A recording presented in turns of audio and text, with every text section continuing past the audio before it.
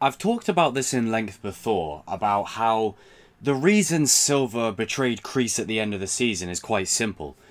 It's Kreese's fault.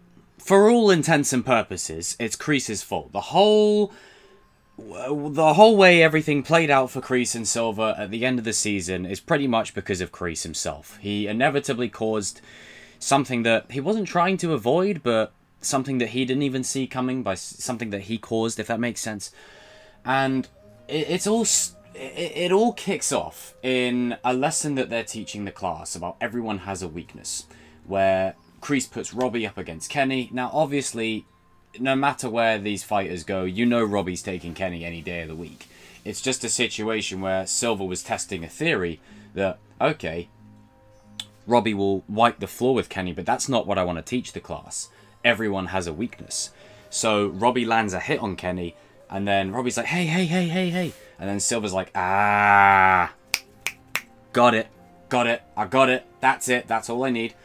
And he tells Kenny to go and use that weakness against Robbie, and what happens? Robbie's like, hey, hey, hey, hey, and Kenny drops him on the floor, and Silver's like, what do we learn? Really sort of enjoying it and relishing in it. And I think, as much as Silver has a competitive nature to him, I don't think his intention here was to belittle Kreese or to, you know, take leadership or jump rank. It was more of just a, you know, a bickering sort of thing that brothers would do. I think Kreese has kind of read this wrong. Maybe Silver has a bit of malicious intent underneath it all, because it is Terry Silver at the end of the day.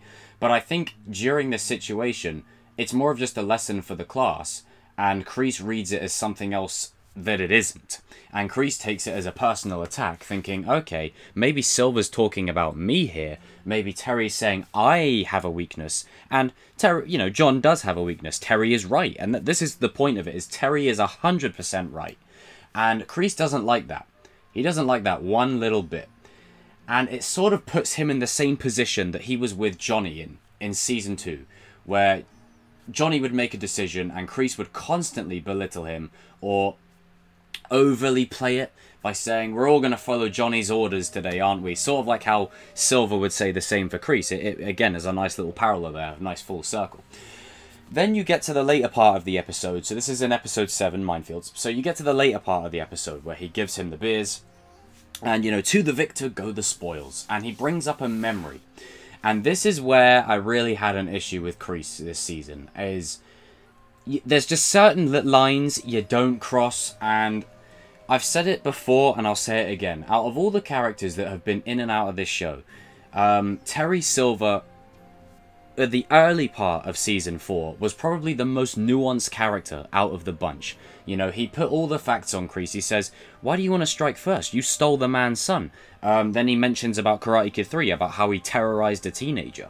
You know, it's all that kind of stuff where I think Terry has some real growth. And thanks to John, John has sent him right back to that former self of his. And it's not just the Karate Kid 3 Terry Silver that you're starting to see now. You're going to see an even worse version, because there was always that hint of, even though Terry was maniacal and evil, there was always that hint of, you know what, he had a bond with John. But at the end of the season, when he turns John in, if he can turn his own best friend, his brother-in-arms, into the police, there is no telling what this guy is capable of now. It's that thing of, I relate it to The Walking Dead, where, spoilers, where Rick kills Shane in Season 2. Shane knows that if Rick can take him out, then Rick can take anyone out. If you can take out your own brother or your own friend, there is no limits to how far you can go. And in this scene, fantastic performances by both Martin Kove and Thomas Ian Griffith here, because the look and expressions on both their faces, especially Thomas, as Martin's delivering the lines about, you know, you're like a puddle of piss, like really putting him back in that headspace of when he was in the cage, throwing him back to it, not just for a moment, literally almost like he was physically being put back. You see the look on Terry's face. Like, man, like, it's not the Terry Silver that we know, it's the Terry Silver from the flashback starting to come out. And it's starting to sort of regress him into that state where this is the turning point.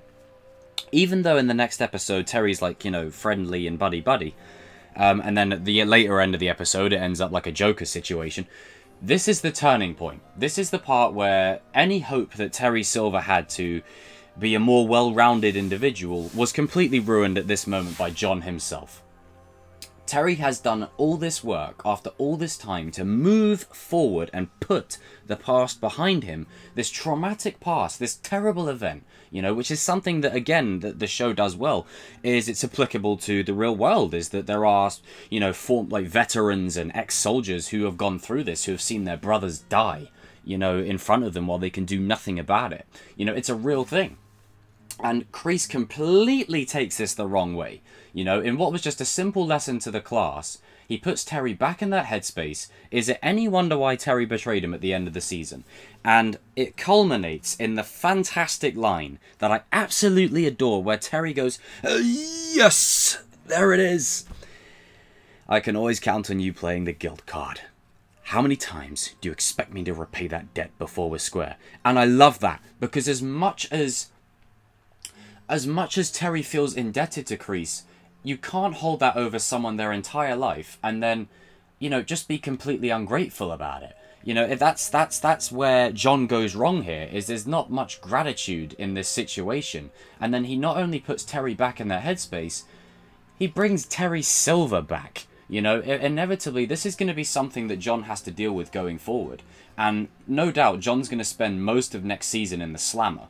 So you're going to see a lot of moments where, sort of like how Season 3 built Robbie up to join Cobra Kai, Season 5 will probably build Kreese up to join Johnny and Daniel. But as the season progresses, you're going to see Kreese feel immensely guilty about it, immensely responsible, that he's done this to his friend. And it all culminates, as I said, in the All Valley, when he sees Tori get the order from Terry, and then he looks at Johnny. It gives him that perspective, the same way Robbie got the perspective from Kenny, Daniel and Johnny got the perspective of each other. Like, that's what the season finale for me was all about. It was about perspective and seeing the other point of view, and that's exactly where this goes.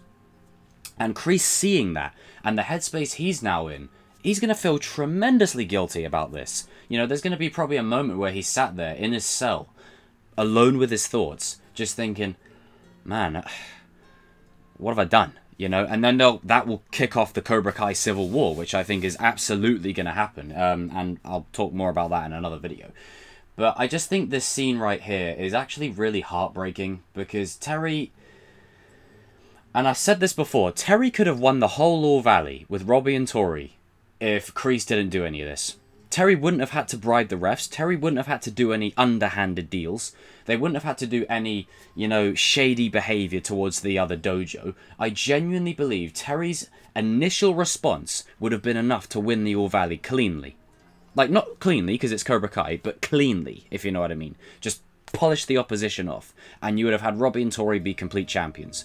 No doubt in my mind. But Kreese had to go and do this, and it caused a whole chain of events to where Stingray got beaten up, and then, you know, you reap what you sow. You get served what you put out. And that's why Kreese is now in the Slammer, and Terry's turned on him, and it's only going to get worse.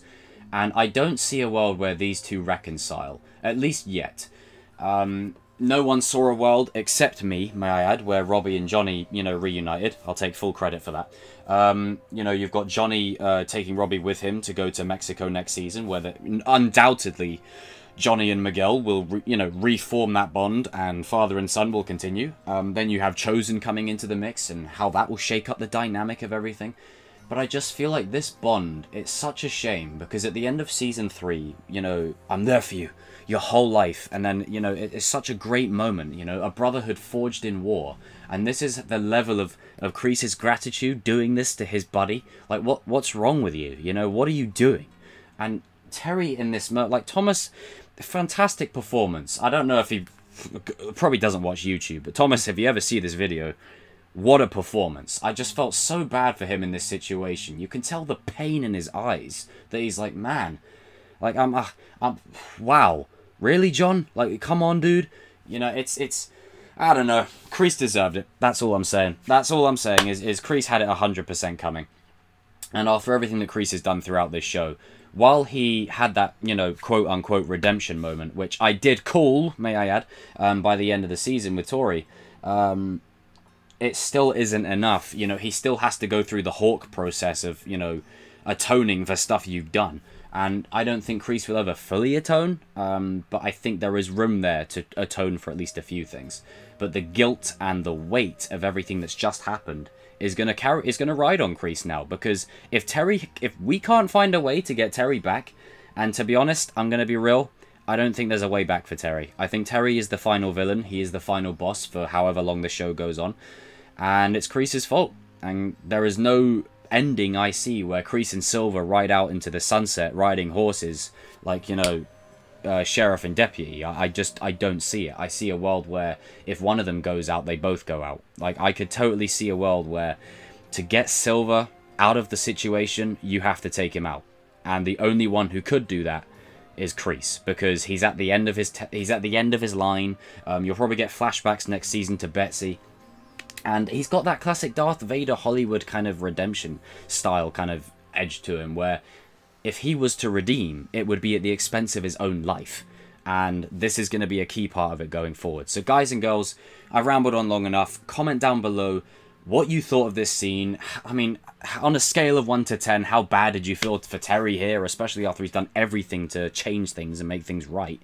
And did you see it happening? Like, did you see this coming? Did you see them doing this early on? Like, I expected Kreese and Silver to have tension and then have like a problem, but I didn't expect it to be this early. So who knows what's in store for us going forward. But comment down below. We're almost towards 7k subscribers already. I can't thank you guys more than enough, and because the last live Q&A was successful, there will be another one for 7k, but we'll cross that bridge when we come to it. In the meantime, with it being a Kreese and Silver video, let's do, ooh, I'm there for you, your whole life. I was like, I like that, Johnny. I like it. I'm going to use it. I mean, honestly, he's really tall and all, but I think Thomas Ian Griffith could play a hell of a Joker. At least even in the voice category. Like, someone put that idea forward to Thomas.